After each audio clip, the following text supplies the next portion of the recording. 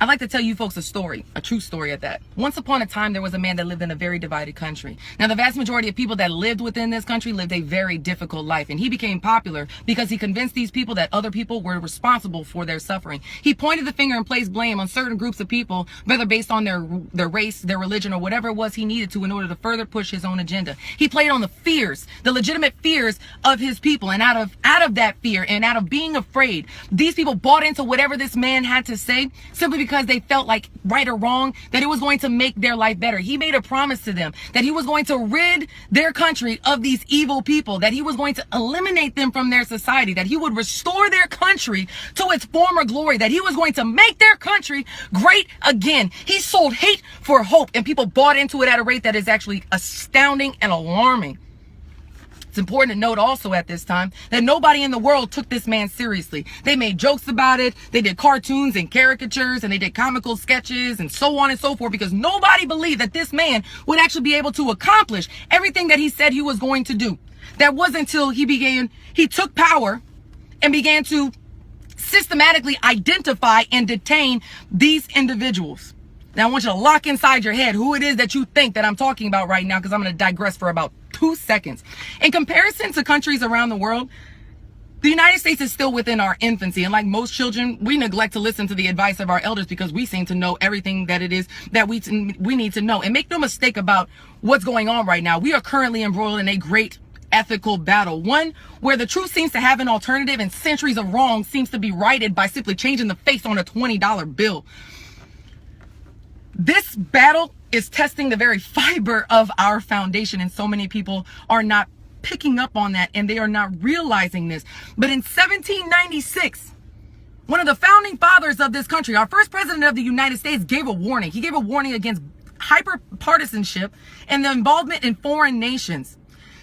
George Washington was so fearful of political parties and so adamant against them that he was the only president in United States history, fact, not fiction, that did not belong to a political party. And matter of fact, in his farewell address, he made it a point to point that out. And he said that political parties would eventually divide this country so much that it would make this country so dysfunctional, our government so dysfunctional, that it would divide the people so badly that it would frustrate them to such a degree that they would open the door for a demagogue to rise to power. Now that is almost prophetic. History is factual. Alternative facts have no place in it. 2 meteorologists can sit there and debate predictions on the weather for tomorrow, but it would be foolish of them to try to sit there and debate what the weather was like the day before. What I know is that I am tired. I am tired of being politically correct. I'm tired of arguing fictions with facts. I'm tired of being cursed out and called names simply because somebody cannot defend their argument logically, intelligently, and with respect. The fact that you sat on the wrong side of justice, or you are trying to argue on the opposite side of truth, or sitting on the opposite side of righteousness, is not my fault, nor is it my problem. I know that I hit my head to the pillow at night every single night in good conscience. On yours, I cannot speak intelligently on. But I do know also that I believe in truth and I believe in justice. And I know that people within this country are going to stand along with me. And I know that I would give my last full measure of devotion in order to defend it. Truth and justice. Now, flipping back to that story I was talking about, you locked in your head who I was talking about, right? You're pretty convinced as to who I was talking about? Was I talking about President Donald Trump? The answer to that was no. I was actually talking about the rise of power of one Adolf Hitler, the man who is responsible for the mass genocide of the Jews, killing millions of people that would thrust this entire world into World War II. Do I think that we are going that way? Do I think that it could become that radical? I have absolutely no idea. What I know is that history has already been written, and we are writing ours currently right now. So it's time for people to decide where their conscience lies on this.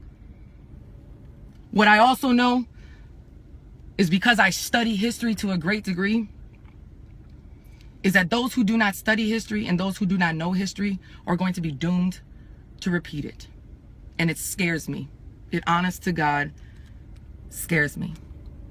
So what I want to remind the American people is this fact, and it's the beauty of our country. So listen to me very carefully.